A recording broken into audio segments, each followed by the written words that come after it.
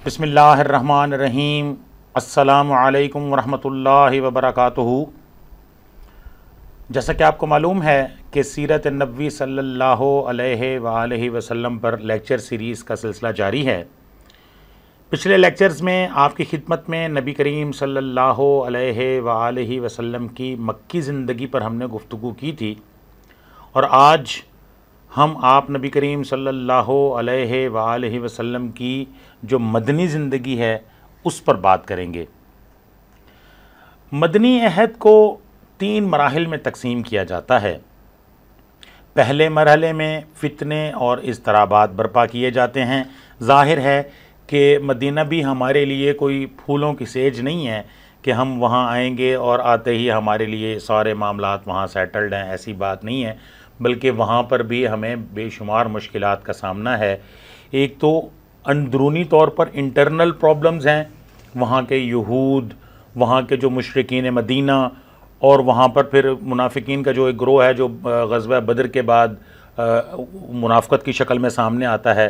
तो वो मुखालिफिन, 3 किस्म के मुखालिफिन हमारे वहाँ पर मौजूद हैं जो हमारी वहाँ मुखालफत कर रहे हैं और अंदरूनी तौर पर रुकावटें खड़ी की जा रही हैं और बाहर से दुश्मन चढ़ाइयाँ कर रहे हैं। मक्का मुकरमा वाले भी खुश नहीं हैं कि जनाब चलें ठीक है, ये मुसलमान यहाँ से चले गए हैं और हमने इनकी ज़मीनों पर भी कब्ज़ा कर लिया, इनके मकानों पर भी कब्ज़ा कर लिया, इनकी प्रॉपर्टीज़ पर कब्ज़ा कर लिया, इनके माल व असबाब हमने लूट लिए और इन्हें हमने मक्का से मुसलमानों को निकाल दिया। तो इस बात पर भी वो अभी भी सेख पा हैं और वो जनाब फिर बदर हो रही है और ओहद हो रही है और खंदक हो रही है, ये इंशाल्लाह आगे तफसील आएगी। तो ये मरहला सुलह हुदैबिया सन 6 हिजरी पर ख़त्म होता है जब हम मुशरिकीन मक्का के साथ सुलह करते हैं और उस सुलह के नतीजे में फिर क्या होता है कि ये फिर मरहला जो है ये बड़ी शान व शौकत वाला मरहला है।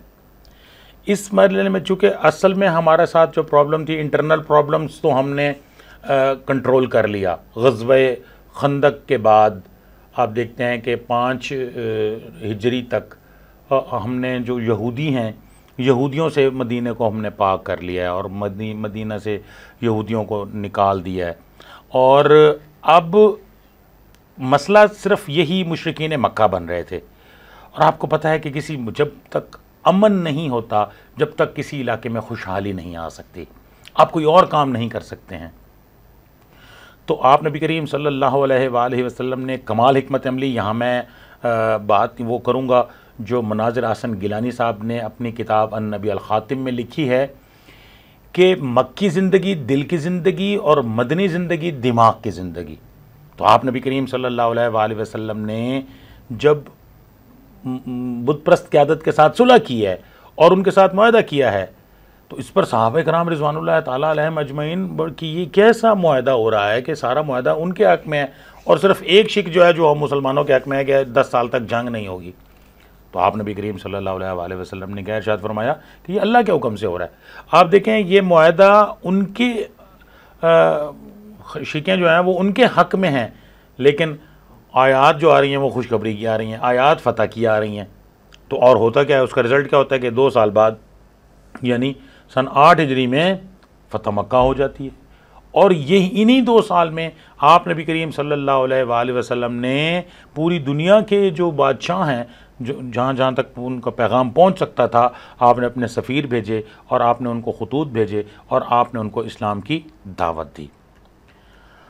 और तीसरा मरहला फ़तह मक्का के बाद खलकत अल्लाह के दीन में फ़ौज दर फ़ौज दाखिल हो रही है, आमुल वफूद हो रहा है और जनाब मुसलमानों की तादाद जो है, जो मक्का मुकरमा में चंद 100 थी, 150 से 200 की मिसाल आती है, रिवायत आती है, तो अब लाखों की तादाद में लोग इस्लाम में दाखिल हुए हैं। तो ये आप नबी करीम सल्लल्लाहु अलैहि वसल्लम की हयात तय्यबा के आखिर तक का जो मरहला है। तो अब हम बात करते हैं, इससे पहले कि हम बात करें, ज़रा मदीना का एक स्केच आपकी खिदमत में पेश करना चाहता हूँ कि जब हम मदीना गए हैं, मुसलमान जब मदीना पहुँचे तो मदीना के क्या हालात थे। एक तो मुसलमान वहाँ पर पहुँचे हैं اور دوسرے مشرکین ہیں۔ مسلمان آپ کو پتہ ہے دو قسم کے ہیں، ایک وہ وہاں کے جو انصار ہیں جنہوں نے ہمیں انوائٹ کیا ہے، جو ہمارے میزبان ہیں، اور ادھر سے مکہ مکرمہ سے لوگ ہجرت کر کے آئے تو یہ مہاجرین، تو مسلمان مہاجرین بھی ہیں اور انصار بھی ہیں۔ اوس اور خزرج یہ دو قبائل ہیں جو مسلمان ہوئے تھے، جو مدینہ کے تھے۔ تو اب یہ ظاہر ہے پھر مواقعات ہوتی ہے اور یہ ساری چیزیں آگے چل کے آئیں گی۔ اس کے بعد دوسرے جو ہیں مشرکین ہیں۔ اچھا، مشرکین بھی دو قسم کے ہیں۔ ایک تو مشرک وہ ہے جو یہ دیکھ رہا ہے، اچھا کون یہ ایک آدمی آیا، وہ کہتے ہیں میں اللہ کا نبی ہوں، اور ان کے ساتھ اس کے کچھ ساتھی آئے ہیں وہاں سے، ادھر سے مکہ سے آئے ہیں، کچھ ان کے ساتھ ہمارے لوگ بھی کچھ ان کے ساتھ مل گئے ہیں، اور کچھ لوگ جو ہیں ہمارے لوگ بھی ان کے ساتھ مل گئے ہیں، کچھ ان کے ساتھ بھی آئے ہیں۔ تو اب ایسی صورتحال میں جو نیوٹرل طبقہ ہے وہ یہ کہہ رہا ہے کہ دیکھتے ہیں کہ کیا حالات ہوتے ہیں، تو دیکھتے ہیں کہ اگر تو یہ کامیاب ہوتے ہیں تو ہم ان کے ساتھ مل جائیں گے۔ اور دوسرا جو طبقہ ہے مشرکین میں وہ یہ ہے کہ وہ اس کو لیڈ کر رہا ہے عبداللہ بن ابی۔ عبداللہ بن ابی اس وقت مدینہ کا سردار ڈکلیئر ہو چکا تھا، اس کے لیے مونگوں کا تاج بننے کے لیے گیا ہوا تھا، سارے قبائل اس کی بادشاہت پر متفق ہو چکے تھے کہ اسی دوران میں اللہ کے نبی صلی اللہ علیہ وآلہ وسلم آگے، تو وہ یہ سمجھتا تھا نعوذ باللہ کہ ان کی وجہ سے میں سردار نہیں بن سکا، تو وہ ایک مخالفت میں آ گیا۔ اور جو جیسا کہ آپ کو معلوم ہے کہ مدینہ میں پہلے بھی امن نہیں تھا، یہ ڈکیتیاں، چوریاں اور یہ سارے لوٹ مار وہاں پہ ہوتی تھی۔ تو اب جیسے آپ نبی کریم صلی اللہ علیہ وآلہ وسلم ہے تو آپ نے ظاہر ہے فوری طور پہ امن و امان کا قیام کیا مدینہ میں، تو اب جو چور ڈاکو لٹیرے تھے تو وہ بھی مخالف ہو گئے، تو وہ پھر عبداللہ بن ابی کے ساتھ مل گیا، اور مسلمانوں کے مخالفین کا ایک گروہ بھی مدینہ میں سامنے آ گیا، اور وہ کوئی موقع خالی نہیں چھوڑتے تھے۔ آگے چل کے بات آئے گی کہ کس طرح انہوں نے کوئی، جیسے میں ایک چھوٹی سی یہاں پر آپ کو مثال دیتا چلوں کہ ایک حضرت عمر رضی اللہ تعالیٰ عنہ کا غلام تھا جو پانی بھرنے کے لیے لائن میں جیسے کھڑے ہوتے ہیں، تو وہاں پر ایک باری جیسے آتی ہے، تو ایک انصاری صحابی کی باری آئی، تو وہ جناب انہوں نے ایسے کونی ماری، اور جناب انہوں نے کہا جی میری باری ہے، انہوں نے کہا میری باری ہے، اور اس بات پر ایک چھوٹے سی اختلاف ہو گیا۔ تو یہاں پہ اس نے پوری کوشش کی عبداللہ بن ابی نے کہ جناب یہ دیکھو جی، آپ یہ دیکھو وہاں سے آئے ہیں اور یہ آپ کو جناب دھکے دے رہے ہیں اور آپ کو مار رہے ہیں، اور یہ اس طرح کی ایسے حالات ہوئے۔ تو اب اس نے پوری کوشش کی، بے شمار مواقع، ابھی آگے چل کے اور بھی بہت ساری باتیں آئیں گی۔ ابو جہل نے جب اس کو خط لکھا عبداللہ بن ابی کو، تو وہ بھی آگے بات آئے گی۔ تو یعنی یہ ایک مخالفین بھی تھے۔ اچھا، یہود کے 3 قبائل تھے، قینقاع، بنو نذیر اور بنو قریظہ۔ اچھا، قینقاع جو ہے چونکہ یہ بالکل مسجد نبوی کے قریب تھے، اچھا اسی طرح نذیر جو ہیں یہ تھوڑا سا آگے تھے، اور قریظہ تو اور بھی تھوڑا سا دور تھے۔ تو اب یہ بھی ہم سے خوش نہیں ہیں کہ جناب یہ تو اب چونکہ ان کا کام کیا تھا، ان کا کام وہی تھا جو آج امریکہ اور روس کر رہا ہے۔ امریکہ اور روس کی کیا کوشش ہے کہ کسی نہ کسی طریقے سے سعودی عرب اور ایران کی لڑائی، سعودی عرب آگے بڑھو ہم تمہارے ساتھ ہیں، ایران تم آگے بڑھو ہم تمہارے ساتھ ہیں، کہ کسی طرح یہ سعودی عرب اور ایران کی لڑائی ہو جائے، اور اس میں فائدہ کس کا ہوگا؟ فائدہ ظاہر ہے سعودی عرب کو اسلحہ بیچ رہا ہے امریکہ، اور ایران کی جناب پشت پناہی کر رہا ہے روس، تو اب فائدہ تو ان کا اسلحہ ان کے جیب۔ اچھا، تو شہید کون ہوں گے؟ دونوں طرف سے مسلمان ہیں۔ کمزور کون ہوں گے؟ امت مسلمہ۔ تو یہ کیا کرتے تھے؟ یہ بھی اسی طرح سے لڑواتے تھے اوس اور خزرج کو، یہ ایک دوسرے کے حلیف بن جاتے تھے۔ یہ آگے چل کے اس پر بھی انشاءاللہ تفصیل سے بات آئے گی۔ تو نئے معاشرے کی تشکیل ہوتی ہے، مسجد نبوی کی تعمیر سب سے پہلا کام آپ فرماتے ہیں، جو پہلے اولین کاموں میں جو کام ہے وہ مسجد نبوی کی تعمیر ہے۔ اور پھر ایک مواخات کی جاتی ہے، بچپن سے ہی ہم پڑھتے آ رہے ہیں مواخات، کہ مہاجرین اور انصار کو آپس میں بھائی بھائی بنا دیا گیا، اور اس طرح سے کہ وہ ایک دوسرے کے لیے ہر طرح کی قربانی دینے کے لیے تیار ہیں۔ اسی طرح اب یہود اور مشرکین مکہ کے ساتھ ایک معاہدہ ہوتا ہے جسے میثاق مدینہ کے نام سے یاد کیا جاتا ہے۔ دیکھیں یہ معاہدہ ڈاکٹر حمید اللہ رحمۃ اللہ علیہ فرماتے ہیں کہ یہ دنیا کا پہلا تحریری معاہدہ ہے، پہلا تحریری معاہدہ، اس سے پہلے کوئی معاہدات نہیں ہے۔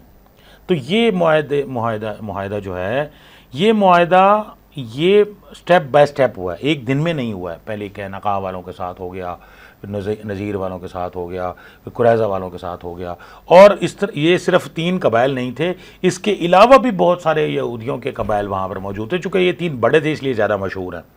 تو اور اسی طرح مشرکین مدینہ میں جو اور قبیلے، وہاں پر یہ قبائلی نظام تھا نا، جیسے آپ یہ KPK میں دیکھتے ہیں کہ ہر قبیلہ ہوتا ہے، اس کا ایک سردار ہوتا ہے، تو اسی طرح سے یہاں پر وہ ایک قبائلی نظام تھا۔ تو قبائل کے ساتھ آپ نبی کریم صلی اللہ علیہ وآلہ وسلم نے معاہدات کیے۔ اور رحیق المختوم میں صفی الرحمن مبارک پوری لکھتے ہیں کہ تقریباً 40 کلومیٹر کی رینج، 40 سے 50 کلومیٹر کی رینج تک کے علاقوں کی چاروں طرف، مدینہ کے چاروں اطراف میں 40 سے 50 کلومیٹر کی رینج کے لوگوں کے ساتھ، قبائل کے ساتھ آپ نبی کریم صلی اللہ علیہ وآلہ وسلم نے معاہدات کیے، اور وہ سیکیورٹی کے معاہدات تھے۔ معاہدے کی کیا ضرورت، یہود کو کیا ضرورت ہے ہمارے ساتھ معاہدہ کرنے کی؟ دیکھیں اگر مشرکین مکہ حملہ کرتے ہیں مدینہ پر تو ظاہر ہے اس میں یہودیوں کا بھی نقصان ہے، پھر مال تو یہودیوں کے پاس ہے، پھر یہاں پر بھی وہ لوٹ مار کریں گے۔ تو یہ یہودیوں کی بھی مجبوری تھی، انہوں نے بھی معاہدہ کیا۔ اچھا، اب میں نے جیسے ذکر کیا کہ ابو جہل خط لکھتا ہے عبداللہ بن ابی کو، آپ دیکھیں نا کسی کو خط لکھنے کے لیے اس کو لقب القاب دیے کہ آپ جناب بڑھا چڑھا کے کہ جناب سردار مدینہ کے نام، بادشاہ مدینہ کے نام، اس کو ذرا تھوڑا سا پہلے چڑھا دیا ہے، وہ پہلے اس میں آ گیا، لے ابھی میں تو بادشاہ بن گیا ہوں مدینہ کا، ہیں تو قریش مکہ مجھے بادشاہ مدینہ لکھ رہا ہے، تو جناب کہ جناب آپ ان کے ساتھ یا تو آپ لڑیں ورنہ پھر ہم آ رہے ہیں۔ اور اس نے لوگوں کو جناب بڑا کوشش کی، پوری کوشش کی کہ لوگوں کو پریشان کرنے کی، لیکن آپ نبی کریم صلی اللہ علیہ وآلہ وسلم نے فوری طور پر تمام معاملات کو کنٹرول کر لیا۔ اچھا، اب وہ حالات نہیں رہے جو پہلے تھے۔ آپ نبی کریم صلی اللہ علیہ وآلہ وسلم اور صحابہ کرام رضوان اللہ تعالی علیہم اجمعین پر جو ظلم مکہ مکرمہ میں ہوتا تھا، اور وہاں پر چونکہ صبر محض تھا، آپ اسبر فرماتے تھے، اسبر یا آل یاسر، اسبر یا بلال، اسبر یا صہیب، تو اب یہاں پر اس طرح کے صبر کا حکم نہیں ہے۔ اب یہاں پر کیا حکم ہے؟ یہاں پر اب جہاد، کتب علیکم القتال، اب تم پر قتال فرض، اب یہاں پر جہاد فرض، وجاہدوا باموالہم وانفسہم فی سبیل اللہ، اب یہاں جنگ کی اجازت مل گئی ہے۔ اب جو سیکیورٹی کے معاہدات، اس پر میں نے پہلے سے بات کر لی ہے، اب میں آپ کو غزوہ بدر سے پہلے اس کے جو اسباب ہیں وہ میں آپ کی خدمت میں پیش کرتا ہوں کہ غزوہ بدر کی سبب میں اس سے پہلے بھی کچھ مارکے ہوئے ہیں۔ مشرکین مکہ کی تجارت مدینہ کے راستے سے ہوتی تھی، اور اب جب وہ یہاں سے گزرنے لگے تو چونکہ ہمارے سیکیورٹی معاہدات ہو چکے ہیں، اب وہ سڑک ہمارے کنٹرول میں آ گئی ہے، تو ہم نے مشرکین مکہ سے کہا کہ آپ نے یہاں سے نہیں گزرنا، چونکہ اب یہ ہمارا علاقہ ہے۔ اب وہ ہمیں وہی سمجھ رہے ہیں کہ یہ تو وہی لوگ ہیں، تو اس پر آپ نبی کریم صلی اللہ علیہ وآلہ وسلم نے کچھ صحابہ کرام رضوان اللہ تعالیٰ علیہ مجمعین کو بھیجا کہ ان کو روکنے کے لیے، لیکن اچھا اب روکا کیوں، اس کی وجوہات کیا ہیں؟ لیکن یہ مال بھی مسلمانوں کا جس کی تجارت ہو رہی ہے، اچھا، اور انہوں نے یہ اناؤنس کر دیا کہ اس مال سے جو آمدنی ہوگی، اس آمدنی سے ہم ہتھیار خریدیں گے اور مدینہ پر حملہ کریں گے۔ تو کوئی بھی، میں یہاں پہ ایک چھوٹی سی مثال آپ کو دیتا ہوں کہ مثال کے طور پہ اگر افغانستان سے امریکہ نکل رہا ہے، افغانستان کی سرحد ڈائریکٹ انڈیا کے ساتھ نہیں ملتی ہے، تو اگر خدا نخواستہ انڈیا سے امریکہ انڈیا سے وہ جنگی سامان خرید لے اور کہے کہ جناب انڈیا ظاہر ہے جنگی سامان خریدے گا، تو کس کے لیے خریدے گا؟ کہ پاکستان پہ حملہ کریں گے، تو اب وہ جائے گا پاکستان کے راستے سے، تو کیا ہم یا ہماری فوج یا ہمارے حکمران کیا اس سامان کو وہاں سے گزرنے دیں گے؟ خطر نہیں، سوال ہی پیدا نہیں ہوتا. تو اگر وہ ہمیں کوئی خدا تڑی لگائیں گے تو پھر ہم ان کو چھوڑیں گے نہیں ہم. تو اسی طرح جب مشرکین مکہ نے ہمیں ایک تو یہاں پر یہ دھمکی دے رہے ہیں کہ ہم یہاں سے گزریں گے، یہ سامان لے کے جائیں گے اور پھر تم ہی پر حملہ کریں گے، تو آپ نے فرمایا نہیں، ایسا نہیں ہو سکتا. یہ کوئی نعوذ باللہ استغفر اللہ، یہ کوئی سامان کو لوٹنے کے لیے نہیں تھا، یہ تو صرف ان کو روکنا تھا کہ آپ یہاں سے نہ گزریں. یہ نہیں کہا کہ ہم تمہارے مال کو تم سے چھین لیں گے، نہیں. تو تھا بھی تو وہ مسلمانوں کا مال. تو اب ابو سفیان چونکہ یہ انہی کا قافلہ تھا اور اچھا بھلا سامان تھا ان کے پاس، تو سمجھدار تھے کہ دیکھا کہ یہ آ رہے ہیں تو راستہ بدل لیا. اب واپسی پر جب وہ بارٹر ٹریڈ ہوتی تھی، سامان کے بدلے اشیاء کے بدلے اشیاء کا تبادلہ ہوتا تھا، جب وہ واپس آ رہے ہیں تو ان کے پاس وہی سامان ہے. اب آپ نبی کریم صلی اللہ علیہ وآلہ وسلم اپنے ساتھیوں کے ساتھ خود روانہ ہوتے ہیں اور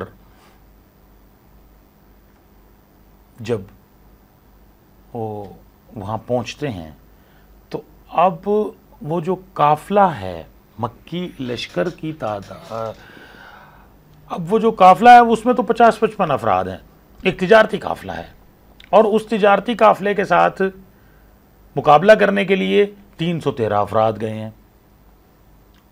اچھا، اب وہ تجارتی قافلہ ظاہر ہے وہ غیر مسلح ہوگا، اس کے پاس اتنے زیادہ ہتھیار نہیں ہوں گے، زیادہ سے زیادہ تلواریں ہوں گی ان کے پاس، کوئی نیزے بالے وہ تو نہیں اٹھائے پھر رہے ہوں گے نا، تیر کمان اور پورے فوجی اسلحے کے ساتھ تو نہیں جا رہا ہوتا نا تجارتی قافلہ. لیکن ہم جو 313 جا رہے ہیں ہم تو پوری تیاری کے ساتھ جا رہے ہیں، ہم تو ان کے ساتھ لڑنے کے لیے جا رہے ہیں. لیکن اب ہوتا یہ ہے کہ اب دو کام کیے حضرت ابو سفیان نے. کیا؟ ایک تو راستہ تبدیل کر لیا، اور دوسرا مکہ میں لیٹر بھی بھیج دیا ابو جہل کے نام کے، جناب یہاں پہ یہ صورتحال ہو گئی ہے، ہماری مدد کے لیے آؤ.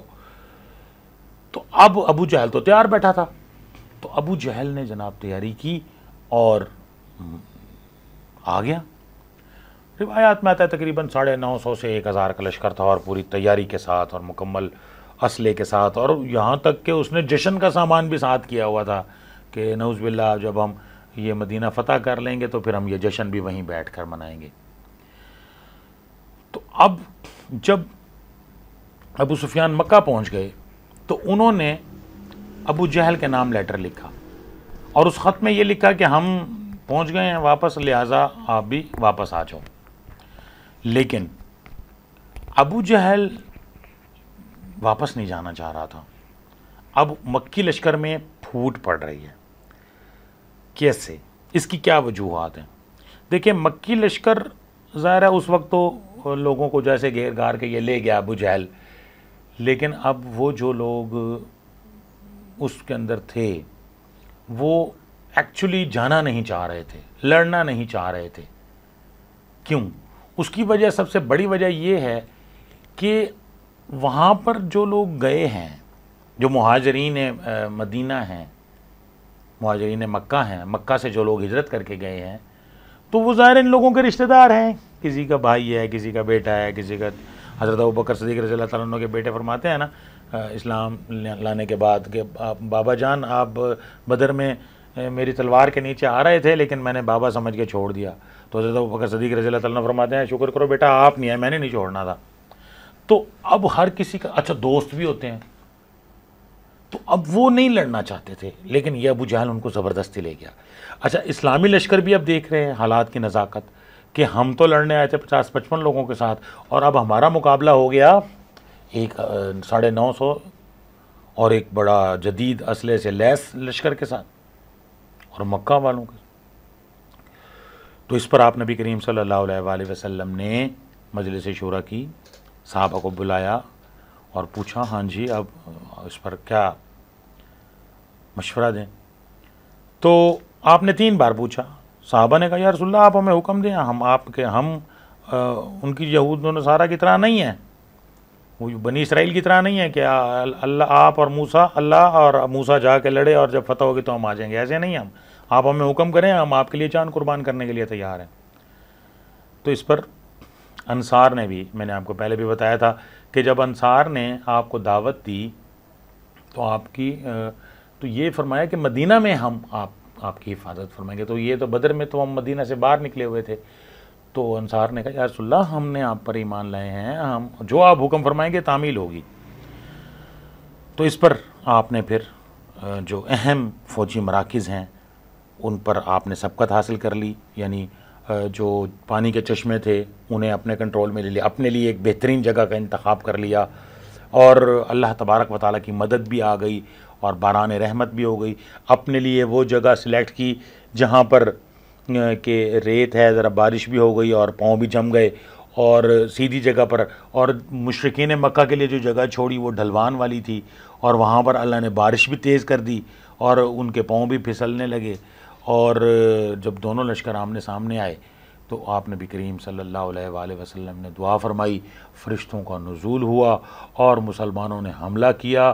اور جب لڑائی ہوتی ہے تو مشرکین مکہ کو شکست فاش ہوتی ہے, ابو جہل بھی قتل ہوتا ہے, اور 70 جو مشرکین مکہ ہیں وہ ان کو جہنم واصل کیا جاتا ہے, اور بہت سارا مال غنیمت مسلمانوں کے ہاتھ آتا ہے, اور اس کے ساتھ ساتھ 70 افراد جو ہیں مشرکین مکہ کے ان کو قید کر لیا جاتا ہے. تو مکہ میں جب یہ شکست کی خبر جاتی ہے تو وہ اس پر اعتماد کرنے کے لیے بھی تیار نہیں. وہ جو آدمی دوڑا ہوا مکہ پہنچا, پہلا بندہ جب پہنچا ہے نا, تو اس نے جب یہ کہا تو اس نے کہا تم یہ بتاؤ سامنے جو 2 لوگ کھڑے ہیں تم ہوش میں تو ہو, کیا کہہ رہے ہو؟ انہوں نے کہا ہاں یہ اور یہ بات کر رہے ہیں, میں کہہ رہا ہوں کہ یہ ہوا. اور ساری جب اس نے یہ بتائی کہ ہمارے ساتھ یہ ہوا, کہ مدینہ میں بدر میں ہمارے ساتھ یہ ہوا, تو پھر مدینہ میں آپ نبی کریم صلی اللہ علیہ وآلہ وسلم نے خوشخبری بھجوائی کہ ہمیں فتح ہو گئی. اچھا, اب یہ جو منافقین تھے ان کو جب پتہ چلا, یہ تو اسی انتظار میں تھے کہ نعوذ باللہ کوئی ایسی خبر آتی ہے, لیکن الحمدللہ فتح کی خوشخبری تھی. تو مال غنیمت اور قیدیوں کا فیصلہ ابھی آپ نے مشاورت سے کیا, لیکن بعد میں پھر اس پر قرآن کی آیات کا نزول بھی ہو گیا.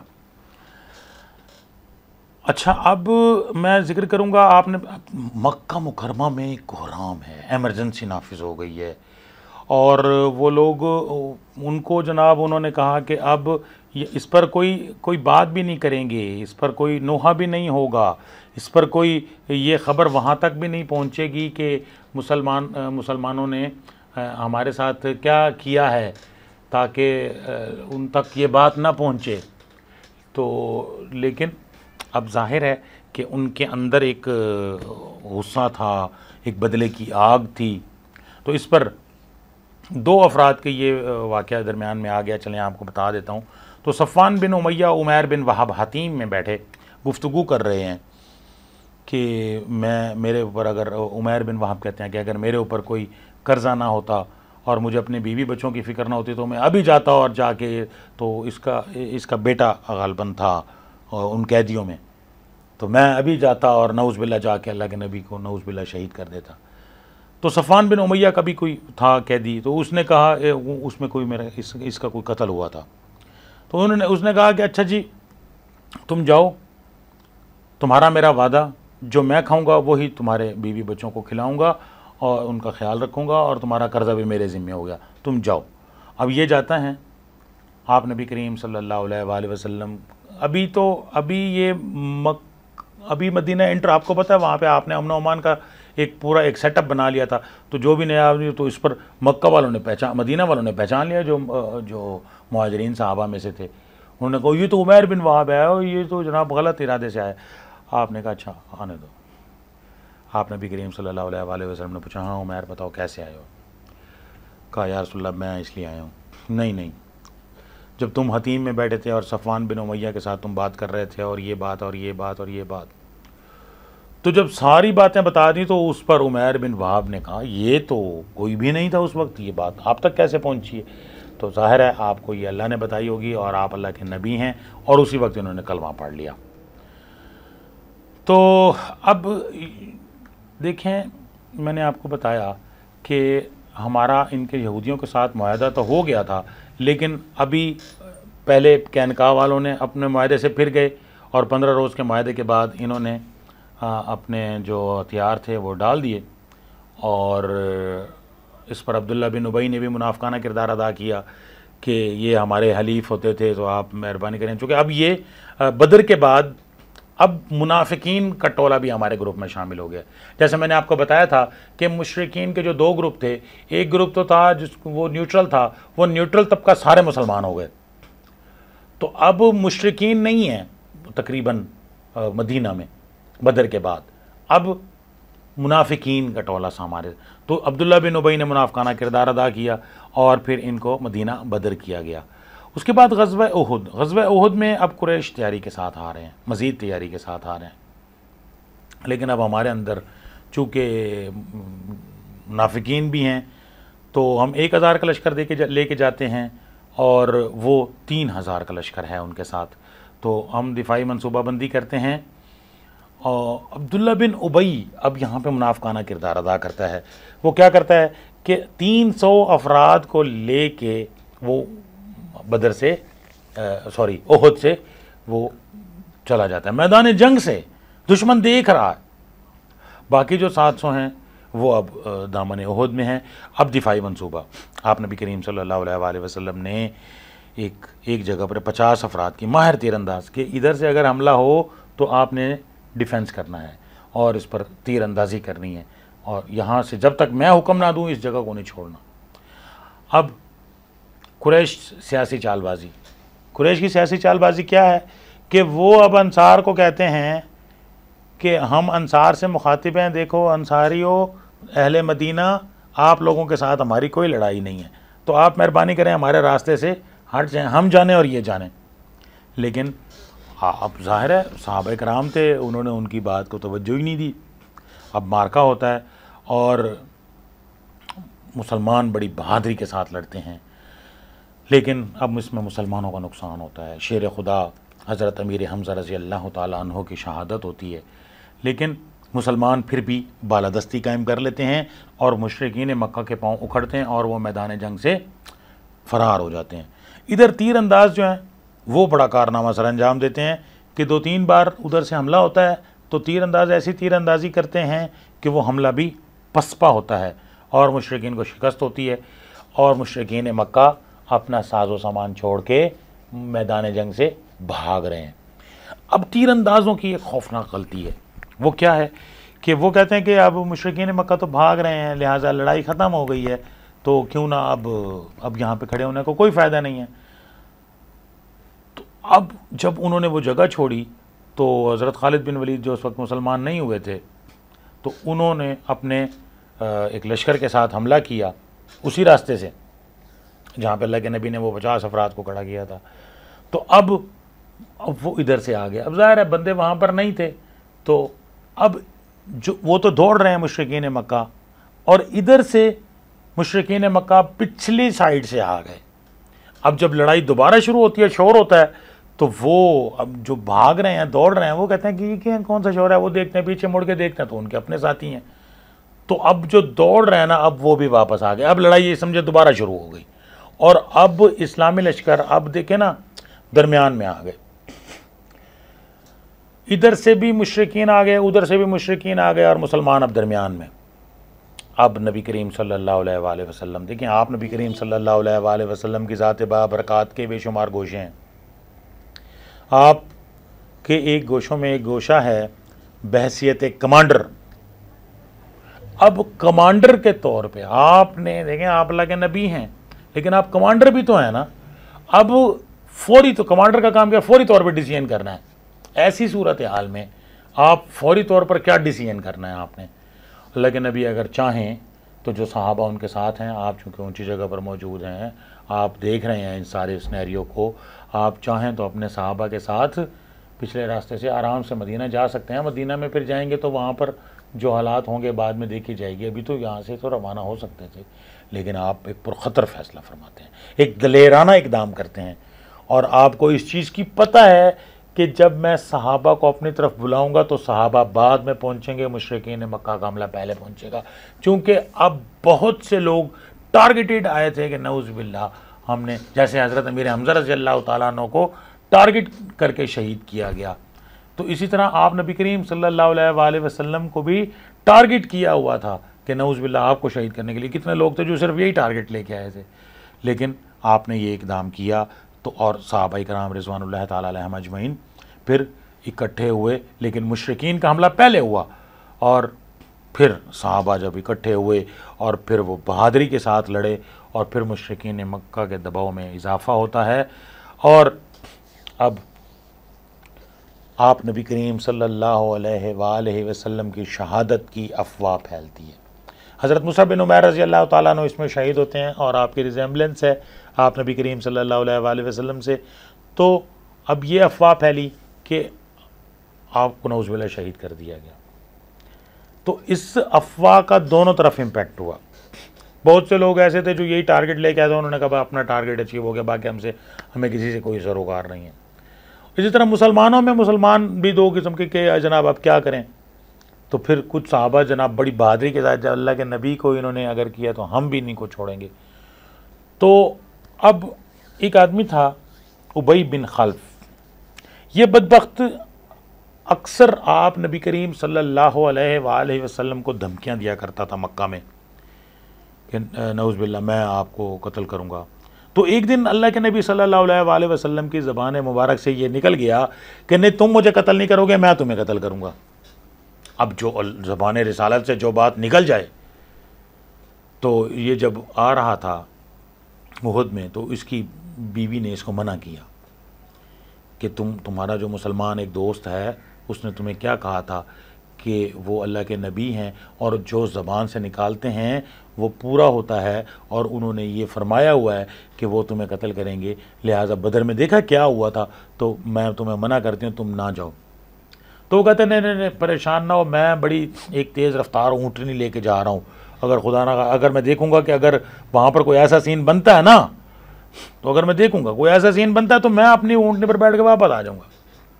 تو اس پر اب یہ آگے بڑھتا ہے، صحابہ آپ نبی کریم صلی اللہ علیہ وآلہ وسلم کے گرد حصار بنا کے کھڑے ہیں، اور جب یہ آ جاتا ہے تو صحابہ نے جناب کہتے ہیں کہ پکارتے ہیں کہ یہ ابی بن خلف، یہ اللہ کا دشمن، یہ آگے آ رہا ہے، اس کو روکو، اس کو پکڑو۔ آپ نبی کریم صلی اللہ علیہ وآلہ وسلم صحابہ کرام رضوان اللہ تعالیٰ علیہم اجمعین کو فرماتے ہیں آپ ذرا سائڈ پہ ہٹ جائیں، یہ مجھے دیں۔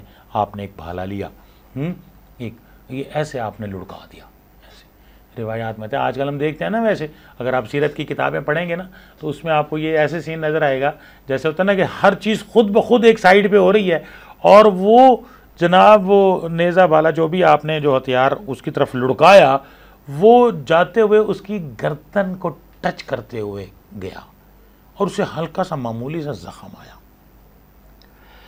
اس معمولی سے زخم پر اس نے اتنی چیخیں لگائیں اور اتنا چلایا اور کہتا ہے میں مر گیا۔ اس کے ساتھی جب اس کو لے کے واپس جا رہے ہیں تو وہ کہتا ہے، اس کے ساتھی تسلیاں دے رہے ہیں، وہ یار کوئی معمولی سا زخم ہے، کچھ نہیں ہوا تجھے؟ کہا نہیں، انہوں نے تو میری طرف یہ جو نیزہ بالا جو بھی وہ لڑکایا ہے، وہ اگر مجھ پر تھوک دیتے تو میں مر جاتا، اور وہ راستے میں، وہ مکہ نہیں پہنچ سکا، وہ راستے میں ہی چیخ کے جہنم واصل ہو گیا۔ تو اسی طرح حضرت طلحہ آپ نبی کریم صلی اللہ علیہ وآلہ وسلم کے دندان مبارک کسی غزوہ میں شہید ہوتے ہیں، آپ زخمی ہیں، خون بھی بہہ رہا ہے، تو آپ ذرا اونچا جانے کی کوشش کر رہے ہیں لیکن آپ جا نہیں پا رہے ہیں زخموں کی وجہ سے، اور وہ جو جنگی لباس آپ نے پہنا ہوا ہے۔ تو حضرت طلحہ رضی اللہ تعالیٰ عنہ آپ نبی کریم صلی اللہ علیہ وآلہ وسلم کو اٹھاتے ہیں اور آپ کو اس مقام پر پہنچاتے ہیں جہاں آپ جانا چاہ رہے تھے۔ تو اس پر آپ نبی کریم صلی اللہ علیہ وآلہ وسلم فرماتے ہیں کہ طلحہ نے اپنے اوپر جنت کو واجب کر لیا۔ سبحان اللہ۔ تو مشرکین آخری حملہ کرتے ہیں اور پھر شہداء کا مسئلہ بھی ہوتا ہے، جس میں شہداء کے حضرت امیر حمزہ رضی اللہ تعالیٰ عنہ کا کلیجہ نکالا گیا، اور بدر میں ایک اور لڑائی کا عہد و پیما کہ جناب اب دیکھیں، اب مشرکین مکہ جا رہے ہیں واپس اپنے مکہ، تو وہ اب یہ دیکھ کہ ہم اگلے سال پھر دوبارہ واپس آئیں گے۔ آپ نبی کریم صلی اللہ علیہ وآلہ وسلم اور صحابہ کرام اب شہیدوں کی خبر گیری کرتے ہیں، زخمیوں کی خبر گیری کرتے ہیں، اور اس طرح سے آپ جو اب میں ذکر کروں گا کہ اس غزوہ میں نقصان کیا ہوا۔ اس میں 70 صحابہ کرام رضوان اللہ تعالی علیہم اجمعین کو شہید کیا گیا، 65 جس میں انصار تھے، 37 مشرکین مکہ بھی اس میں قتل ہوئے، لیکن اب اس میں مسلمانوں کا نقصان زیادہ ہوا۔ مدینہ میں ہنگامی حالت کا نفاذ ہے۔ اچھا، آگے بڑھنے سے پہلے اگر ہم غزوہ احد کی فتح اور شکست کا تجزیہ کریں تو اس میں 3 چیزیں بہت اہم ہیں۔ دیکھیں، اس زمانے میں جو رواج تھا جنگوں کا، تو وہ یہ تھا کہ جو ونر ہوتا تھا وہ 3 دن تک میدان جنگ میں قیام کرتا تھا۔ مثال کے طور پہ غزوہ بدر میں ہم 3 دن تک بدر کے مقام پہ بیٹھ رہے ہیں، لڑنا آنا ہے تو آ جاؤ، ہم موجود ہیں۔ لیکن اب انہوں نے ہمارا نقصان تو زیادہ کیا ہے، لیکن یہ وہاں رکے نہیں ہیں، فوری طور پہ یہ وہاں سے بھاگے ہیں۔ اسی طرح دوسری چیز کیا ہے، جو ونر ہوتا ہے اس کے پاس قیدی بھی ہوتے ہیں، اس کے پاس مال غنیمت بھی ہوتا ہے۔ جیسے بدر میں ہمارے پاس قیدی بھی تھے اور مال غنیمت بھی تھا، تو ان کے پاس نہ کوئی قیدی ہے نہ مال غنیمت ہے، یہ تو بھاگے ہیں۔ اچھا، تیسری چیز یہ ہے کہ جو ونر ہوتا ہے، اگر یہ ونر ہوتے تو پھر یہ مدینہ بھی جاتے، تو یہ تو بجائے مدینہ جانے کے یہ تو مکہ کی طرف بھاگے ہیں۔ تو اب اس کی فتح اور شکست کا جب ہم تجزیہ پیش کرتے ہیں تو اس میں یہ بات واضح طور پر سامنے آتی ہے کہ یہ ونر نہیں ہے، اور ان کو بھی اس چیز کا پتہ ہے کہ ہم ونر نہیں ہیں۔ ہاں، یہ ضرور آپ کہہ سکتے ہیں کہ انہوں نے مسلمانوں کو نقصان زیادہ کر دیا، اور وہ بھی وہ جو ہمارے تیر انداز تھے ان کی غلطی کی وجہ سے، ورنہ ہم یہ ونر نہیں ہیں۔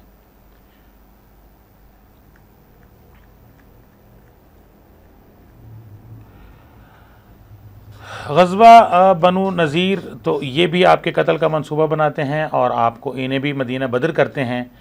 اچھا، اب ہم ذکر کرتے ہیں غزوہ احزاب کا۔ غزوہ احزاب شوال 5 ہجری میں ہوتا ہے۔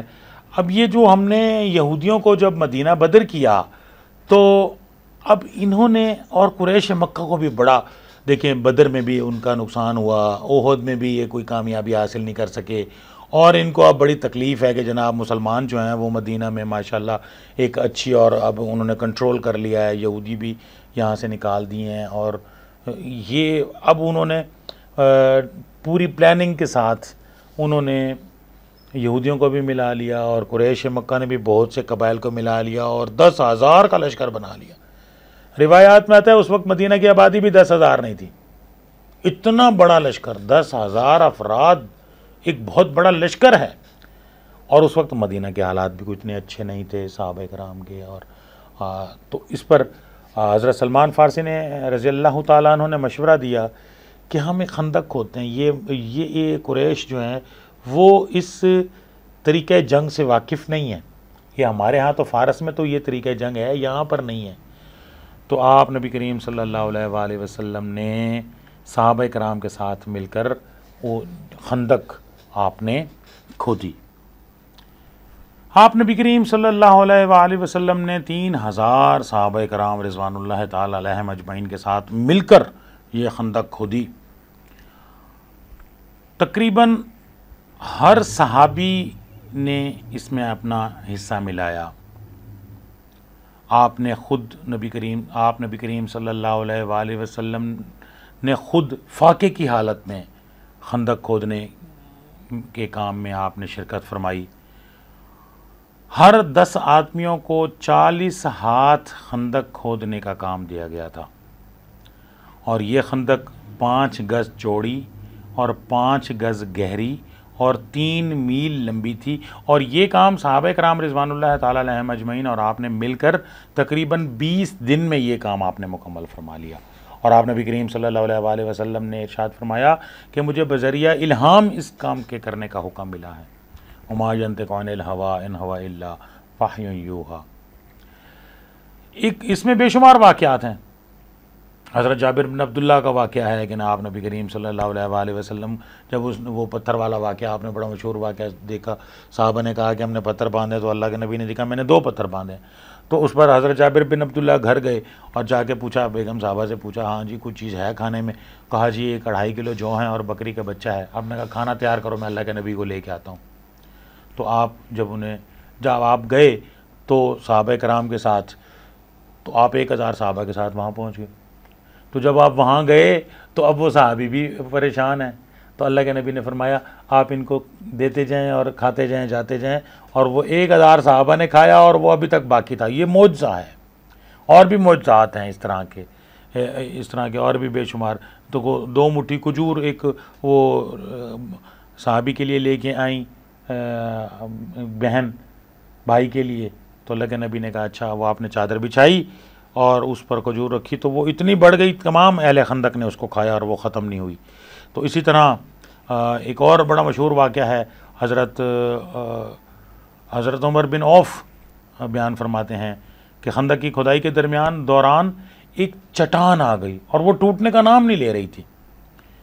تو صحابہ کرام رضوان اللہ تعالی علیہم اجمعین نے نبی کریم صلی اللہ علیہ وآلہ وسلم کی خدمت میں حاضر ہوئے اور یہ عرض کی یا رسول اللہ ایک چٹان ہے وہ نہیں ٹوٹ رہی ہے. تو اس پر آپ نبی کریم صلی اللہ علیہ وآلہ وسلم خود تشریف لائے. آپ نے وہ کدال لیا اور بسم اللہ کہہ کر ایک ضرب لگائی تو ایک ٹکڑا ٹوٹ گیا اور فرمایا اللہ اکبر, مجھے ملک شام کی کنجیاں دی گئی ہیں, واللہ میں اس وقت وہاں کے سرخ محلات کو دیکھ رہا ہوں.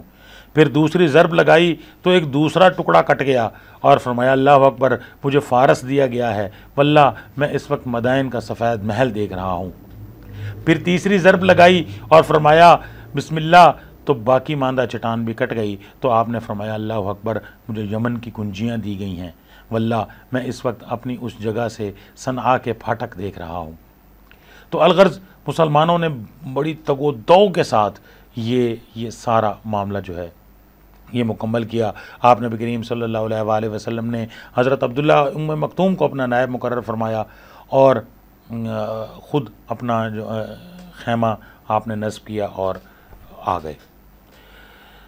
تو آگے بڑھتے ہیں. اسلامی لشکر کی تعداد جیسے میں نے آپ کو بتایا کہ 3000 ہے اور مشرکین مکہ کا لشکر میں نے آپ کو کیا بتایا 10,000.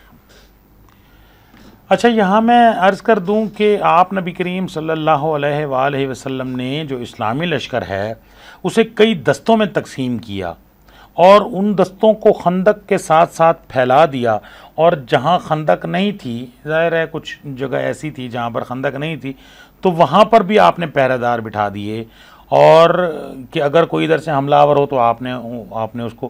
اب یہ والی جنگ جو ہے نا, یہاں پر میں یہ بتاتا چلوں کہ یہ غزوہ دو بدو نہیں ہے جیسے بدر اور احد میں آمنے سامنے لڑائی ہو رہی ہے. تو یہ اس طرح والا غزوہ نہیں ہے, بلکہ اس میں کیا ہے, اس میں کہ وہ اب آئے 10,000 کا لشکر. اب دیکھیں نا, وہ 10,000 کا لشکر لے کے آئے تو وہ کیا سوچ کے آئے ہیں کہ جناب 10,000 تو مدینہ کی آبادی بھی نہیں ہے, ہمارے پاس اتنا بڑا لشکر, ہم اتنی تیاری, اتنا اسلحہ, اور ہم جناب آئیں گے اور جناب فتح کریں گے مدینہ اور ادھر سے چلے جائیں گے.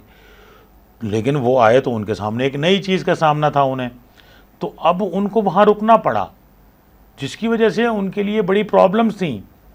اب آپ یہ دیکھیں کہ آج ہمارے پاس تو چلیں گاڑیاں ہیں نا, پیٹرول اگر ہے تو کھڑا ہے, لیکن ان کے پاس تو لشکر ہے, 10,000 افراد ہیں, 10,000 افراد کے کھانے پینے کا انتظام, اور ان کے ساتھ پھر اسی طرح 10,000 افراد ہیں تو جانور تو 10,000 سے بھی زیادہ ہوں گے, کوئی گھوڑا ہے, اونٹ ہیں, اور اس طرح کے جتنے بھی جانور وہ ساتھ لے کے آئے ہیں تو ان کی تعداد تو وہ اس سے بھی زیادہ ہے. تو اب ان کے لیے بھی خوراک کا انتظام, تو وہ اپنے حساب سے تو ہفتہ 10 دن کا انتظام کر کے آئے, تو لیکن ان کو یہاں پر 1 مہینہ سٹے کرنا پڑ گیا, تو اب ان کو اندر نہیں آنے دیا جا رہا تھا. تو مسلمان جو تھے ان کی جو خواتین ہیں انہیں قلعہ بند کر دیا, اور وہاں پر حضرت حسان بن ثابت ان کے ساتھ تھے, اور اسی طرح سے حضرت زید بن حارثہ ان کو آپ نبی کریم صلی اللہ علیہ وآلہ وسلم نے مہاجرین کا جھنڈا عطا فرمایا, اور اسی طرح حضرت سعد بن عبادہ رضی اللہ تعالیٰ عنہ کو انصار کا جھنڈا آپ نے عطا فرمایا, اور شہر کے بڑے بڑے راستوں پر دیواریں کھڑی کر دیں, اور سارا شہر جو ہے وہ ایک قلعہ کی مانند بن گیا. یعنی ایک طرف خندق ہے، ایک طرف پہاڑ ہیں. مدینہ کو ایک دفاعی اہمیت بھی حاصل ہے کہ باقی 3 اطراف میں پہاڑ ہیں، ایک ہی راستہ ہے جس راستے سے وہ آ سکتے تھے، ادھر ہم نے خندق بنا دی، باقی ہم نے دیواریں بنا دی، اور پھر ہم اب جو ہے اپنی یہ ہے کہ کوئی ادھر سے نہیں آ سکے گا. تو باقی یہ جو مشرکین مکہ جب آئے تو وہ تو جناب بڑے پریشان ہو گئے. تو اب انہوں نے اب یہ دیکھا کہ کیا کریں. اب میں نے جیسے آپ کو پہلے بھی بتایا کہ قینقاع اور نذیر کے ساتھ تو ہم نے ان کو مدینہ سے نکال دیا ہے. اب ایک قبیلہ ہے یہودیوں کا جن کے ساتھ ہمارا معاہدہ جو ہے وہ باقی چل رہا ہے، اور وہ ہے قریظہ. قریظہ ہیں بھی ذرا مدینہ سے دور. تو اب ان کے پاس کوئی آپشن نہیں ہے مشرکین مکہ کے پاس کہ وہ اب کس طرح سے ادھر آئیں. اکا دکا کچھ واقعات ہیں، جیسے عمر بن عبد ود جو ہے یہ ایک بڑا پہلوان تھا، روایات میں آتا ہے کہ اس نے خندق عبور کر لی. تو یہ آیا تو حضرت علی رضی اللہ تعالیٰ عنہ کے ساتھ اس کا مقابلہ ہوا اور آپ نے اسے جہنم واصل بھی کیا.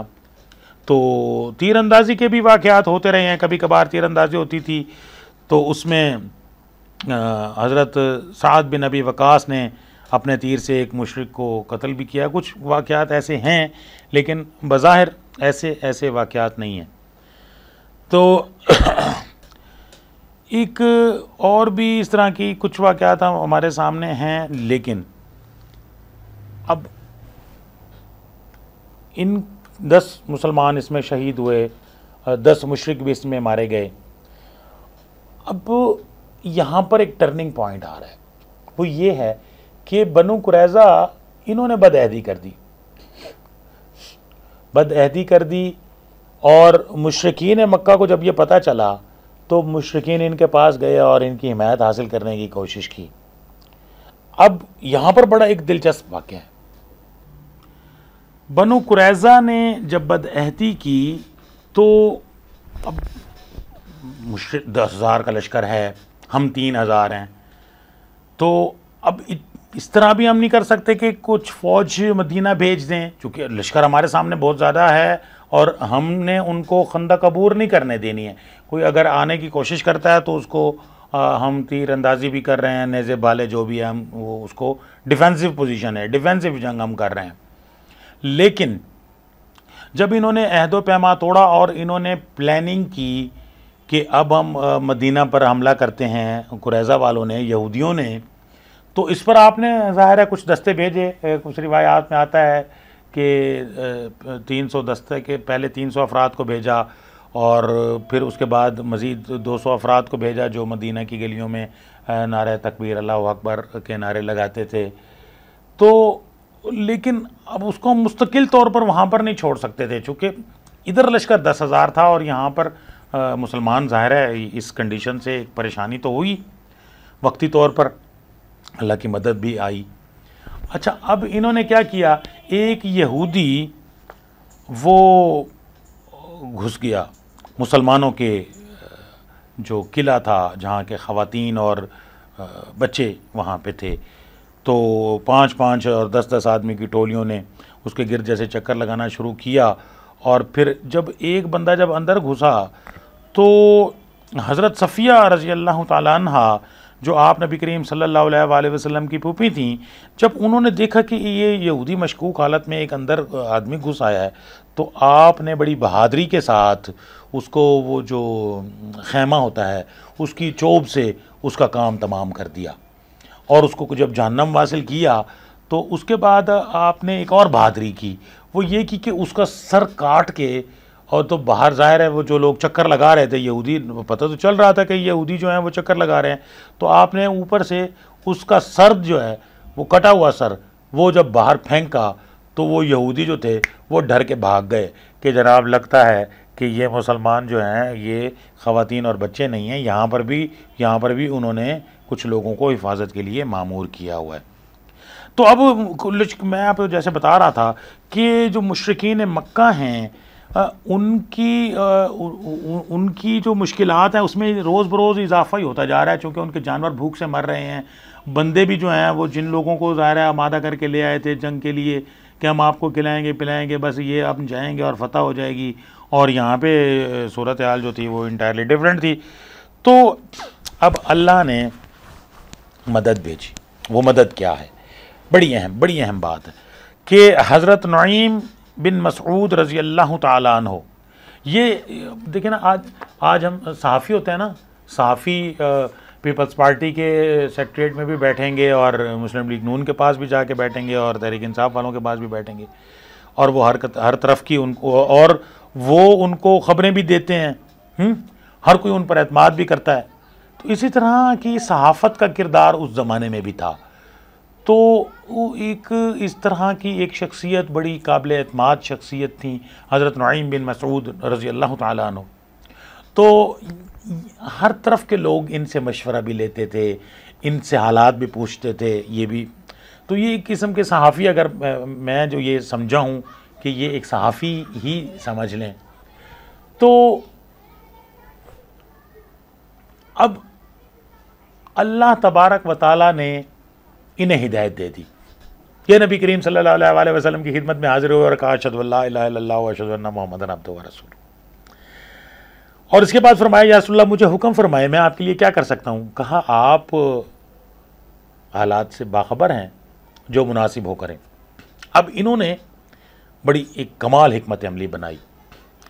اب یہ جب گئے یہود کے پاس، اب یہود پریشان ہیں کہ ظاہر ہے اب ہم نے بدعہدی بھی کر دی ہے، اور اگر ہم مشرکین مکہ کو آنے دیتے ہیں تو پتہ نہیں کیا رزلٹ نکلتا ہے. تو اب یہ گئے تو صحافی پوچھ رہے ہیں نا کہ آپ کو مشورہ دیں. تو حضرت نعیم رضی اللہ تعالیٰ عنہ نے فرمایا کہ دیکھیں، اگر آپ مشرکین مکہ کو اندر آنے دیتے ہیں اور وہ آپ کے ساتھ مل کر مسلمانوں کے ساتھ جنگ کرتے ہیں، مسلمان تو ڈٹے ہوئے ہیں اپنے محاذ پہ اور بڑے قائم ہیں اور بڑے ہو ڈر گئے، اب کیا کریں؟ انہوں نے کہا تو اس چیز کی کیا گارنٹی ہے کہ مشرکین مکہ مسلمانوں کے ساتھ لڑنے کے بعد آپ کے ساتھ برا سلوک نہیں کریں گے؟ اب وہ 10,000 کا لشکر ہے اور تو وہ آپ کو چھوڑیں گے کیا؟ انہوں نے کہا ہاں یہ بات تو ٹھیک ہے، پھر کیا کریں؟ انہوں نے کہا یہ دیکھیں ان کے پاس بہت سارے سردار ہیں، 10,000 کا لشکر ہے، تو ان کو کہیں اپنے 10 سردار ہمارے پاس ضمانت کے طور پر ہمیں دے دیں کہ وہ ہمارے ساتھ کوئی نقصان نہیں کریں گے، تو پھر ہم کیا کرتے ہیں، ہم آپ کے ساتھ. ہاں یار یہ مشورہ ٹھیک ہے. اچھا اب یہ مشرکین مکہ کے پاس جب گئے، اب ان کو یہ نہیں پتا کہ انہوں نے اسلام قبول کیا ہوئے. ہاں جی کیا خبریں ہیں؟ انہوں نے کہا جی یہ، انہوں نے کہا یہود یہ سوچ رہے ہیں کہ آپ 10,000. انہوں نے کہا لیکن اب ان کے پاس آپشن کوئی نہیں تھی، یہی آخری آپشن تھی. تو وہ آئے اور یہودیوں سے آ کے بات کی. تو یہود نے، قریظہ والوں نے یہی کہا کہ آپ 10 سردار ہیں. انہوں نے کہا واللہ وہ آدمی ٹھیک کہتا تھا، ہم ایک آدمی بھی نہیں دیں گے. اور ادھر اللہ کی مدد بھی آ گئی، اور ان کے خیمے جو ہیں ایسا طوفان آیا کہ ان کے خیمے اکھڑ گئے، ان کی ہنڈیاں جو ہیں، ان کی دیگیں جو پکا رہے تھے وہ ساری کی ساری الٹ گئیں، اور جناب ان خوف اور ہیبت اتنی طاری ہو گئی کہ یہ راتوں رات اپنا سارا سامان اٹھا کے اور یہاں سے یہ بھاگ گئے. تو اب یہ دیکھیں نا کہ کتنی بڑی کامیابی اللہ تبارک و تعالیٰ نے مسلمانوں کو دی ہے. اور تند و تیز ہواؤں کا طوفان آیا اور فرشتوں کا لشکر آ گیا، اور 1 ماہ تک انہوں نے یہ مسلمانوں کا محاصرہ کیا. اور یہ ایک اعصاب کی جنگ تھی، جیسے میں نے آپ کو پہلے بھی عرض کی ہے کہ یہ کوئی اس طرح کی دو بدو لڑائی نہیں تھی. اور ابھی وقت نہیں ہے کہ میں اس کے نتائج اور اثرات پر مزید بات کر سکوں، چونکہ وقت کافی ہو چکا ہے. اور بس میں بنو قریظہ کا بس ذکر کر کے آپ سے اجازت چاہتا ہوں. تو آپ نبی کریم صلی اللہ علیہ وسلم نے حکم فرمایا عصر کی نماز قریظہ میں پڑھنی ہے. اب قریظہ تو بہت دور ہے، عصر کی نماز کا وقت ہو گیا. اب صحابہ کے درمیان میں ہی صحابہ میں اختلاف ہو گیا کہ کچھ صحابہ نے کہا کہ اللہ کے نبی کا حکم ہے عصر کی نماز قریظہ میں پڑھنے ہے، کچھ نے کہا کہ نہیں جی نماز تو اپنے وقت پہ پڑھیں گے، اللہ کے نبی کا حکم یہ ہے کہ ہم نے جلدی پہنچنا ہے. تو کچھ نے وہاں پڑھی، کچھ نے وہاں پڑھی. خیر جب اللہ کے نبی تشریف لائے تو آپ صحابہ نے جب پوچھا تو آپ نے کسی کو غلط نہیں کہا. تو بہرحال عصر کی نماز کسی نے راستے میں پڑھی اور کسی نے قریظہ میں جا کے پڑھی. تو یہی 3000 تھے. اچھا اب آپ نبی کریم صلی اللہ علیہ وآلہ وسلم جب غزوہ احزاب سے واپس تشریف لائے تو آپ ہتھیار اتار رہے ہیں. حضرت جبریل علیہ السلام تشریف لائے, یا رسول اللہ فرشتوں نے تو ہتھیار نہیں اتارے ہیں. اچھا کیا حکم ہے؟ کہ اللہ کا حکم ہے قریظہ چلنا ہے, وہاں جا کے ان کے ساتھ جہاد کرنا ہے. تو اس پر آپ نے صحابہ کو حکم دیا اور پھر قلعوں کا محاصرہ کیا, اور قریظہ والوں نے, ظاہر ہے حضرت جبریل علیہ السلام نے پہلے سے ہی آپ کو فتح کی خوشخبری دے دی تھی کہ میں اپنے لشکر کو لے کے جا رہا ہوں, میں ان کے دلوں میں آپ کی ہیبت کو ڈال دوں گا, بس یہ آپ اپنے لشکر کو لے کے آ جائیں اور انشاءاللہ کامیابی ہے. تو یہ ایسا مارکا ہے جس کی کامیابی کی خوشخبری پہلے سے دے دی گئی ہے. تو قریظہ والوں نے آپ کو, قبیلہ اوس, میں نے آپ کو جیسے پہلے بتایا تھا کہ ان کے آپس میں نا الحاق ہوتے تھے, تو وہ خزرج والوں کے ساتھ تھے, ان کا الحاق تھا. تو اس پر اوس والوں نے کہا یا رسول اللہ جب ہماری آپس میں اوس اور خزرج کی آپس میں لڑائیاں ہوتی تھیں تو یہ یہودی جو ہے نا, یہ کینکا والے ہیں, یہ ہمارا ساتھ دیتے تھے, تو آپ بھی مہربانی کریں.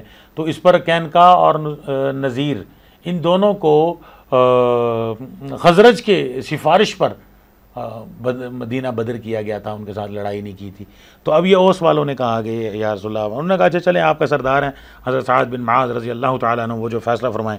حضرت سعد بن معاذ رضی اللہ تعالیٰ عنہ ذرا زخمی تھے, تو غزوہ خندق میں آپ کو تیر لگا تھا, تو آپ اپنی سواری پر جب تشریف لائے تو اوس کے لوگ سارے اکٹھے ہو گئے. سارے اوسیوں نے کہا دیکھیں یہ ہمارے ساتھ بڑا, دیکھیں نا ہمارے حلیف ہیں, تو ان کا خیال کیجئے گا, ان کے ذرا نرم فیصلہ کیجئے گا. انہوں نے کہا ٹھیک ہے. تو آپ یہ چاہ رہے تھے کہ اللہ کے نبی حکم فرمائیں, تو اب یہودیوں نے بھی کہا, سارے متفق ہو گئے. تو پھر جب حضرت محمد صلی اللہ علیہ وآلہ وسلم اور دیگر صحابہ سب نے کہا کہ ہاں جی آپ جو فیصلہ کریں, تو آپ نے جو فیصلہ کیا, آپ نے کہا کہ میں تورات اور انجیل کے مطابق فیصلہ کرتا ہوں, ان کے مذہب کے مطابق کہ جو جنگی قیدی ہوں گے ان کو قتل کیا جائے گا, جو جنگ کر رہے ہیں. تو آپ کا فیصلہ جو بعد میں اس پر کافی شور ہوا, چونکہ وقت اب کافی ختم ہو گیا اور اس کی تفصیل میں نہیں جانا چاہ رہا ہوں اس وقت. بہرحال آپ نبی کریم صلی اللہ علیہ وآلہ وسلم نے اس فیصلے پر ارشاد فرمایا کہ معاذ نے جو فیصلہ کیا 7 آسمانوں پر بھی یہی فیصلہ تھا. تو اس کے بعد صلح حدیبیہ انشاءاللہ اگلے لیکچر سے ہم سٹارٹ کریں گے. اس وقت تک کے لیے افتخار علی گیلانی کو بھی اجازت دیجیے. اللہ حافظ.